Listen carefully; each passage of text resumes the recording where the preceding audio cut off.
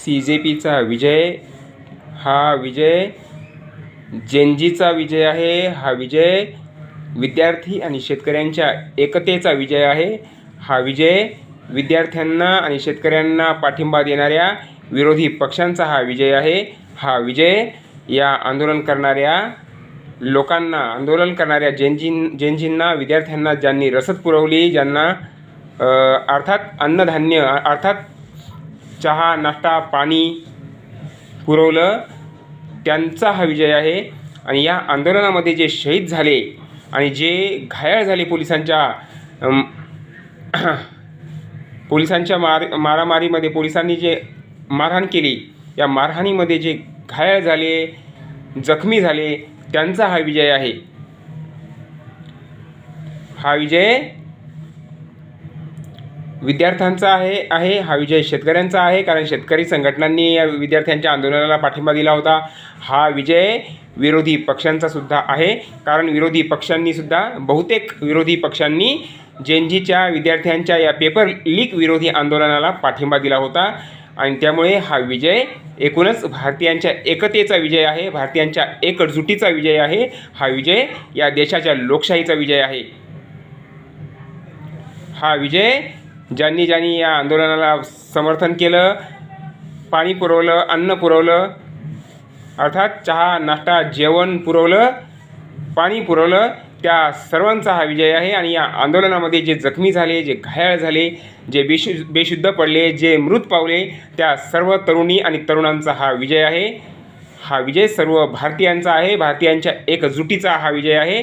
हा paper leak विरोधीचं आंदोलन, या आंदोलनाला विरोधी पक्षांनी, बहुतेक विरोधी पक्षांनी पाठिंबा दिला होता, त्या विरोधी पक्षांचा सुद्धा हा विजय आहे.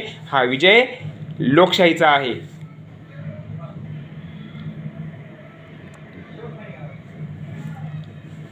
आपल्याला माहीत आहे, आंदोलनाला 36 दिवस पूर्ण झाले. 25 तारखेला धर्मेंद्र प्रधान यांनी राजीनामा दिला.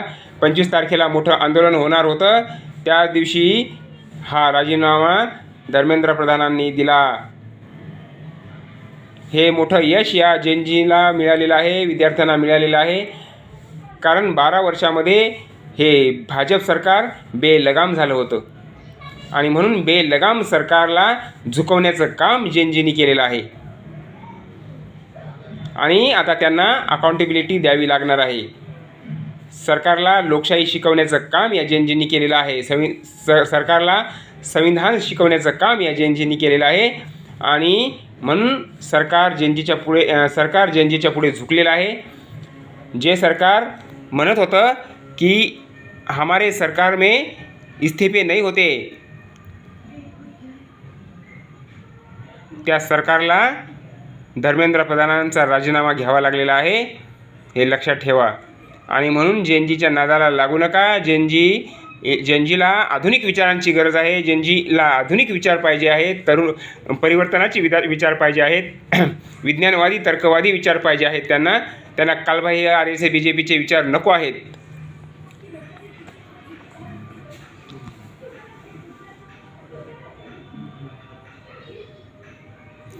RSS BJPची विचारधारा ही कालबाह्य झालेली आहे, आउटडेटेड झालेली आहे, डेट संपलेली आहे. RSS BJPच्या विचारधारेची डेट संपलेली आहे, मुदत संपलेली आहे. ही कालबाह्य झालेली संघटना आहे. RSS BJP कालबाह्य झालेली संघटना आहे आणि कालबाह्य झालेला हा पक्ष आहे. यांची विचारधारा, RSS BJPची विचारधारा ही कालबाह्य झालेली आहे. आजच्या जेनजीला RSS BJPची विचारधारा नको आहे. त्यांना समता, स्वातंत्र्य, बंधुता, न्याय, स्त्री-पुरुष समानता, संधीची समानता, दर्जाची समानता या संविधानाच्या उद्देशाच्या प्रतिबद्ध राहून सरकार चालवणारे आणि अकाउंटेबिलिटी समजणारे, जबाबदेही देणारे सरकार पाहिजे आहे. पारदर्शक सरकार पाहिजे आहे. पेपर लीक करणारं सरकार नको आहे जेनजीला. भ्रष्टाचार करणारं सरकार नको आहे जेनजीला. बलात्काऱ्यांना सोडणारं, बलात्काऱ्यांना बेल दिल्यानंतर जो भाजप त्यांचं स्वागत करते असं सरकार नको आहे जेनजीला. आणि म्हणून हा विजय विद्यार्थ्यांचा आहेच, संपूर्ण जेनजीचा तर आहेच, परंतु या जेनजींना, विद्यार्थ्यांना ज्या शेतकरी संघटनांनी पाठिंबा दिला त्या शेतकऱ्यांचा सुद्धा हा विजय आहे. आणि या शेतकऱ्यांच्या आणि विद्यार्थ्यांच्या आंदोलनाला ज्या ज्या विरोधी पक्षांनी पाठिंबा दिला त्या सर्व विरोधी पक्षांचा हा विजय आहे. एकूणच भारतीयांच्या एकजुटीचा हा विजय आहे. हा या देशाच्या लोकशाहीचा विजय आहे.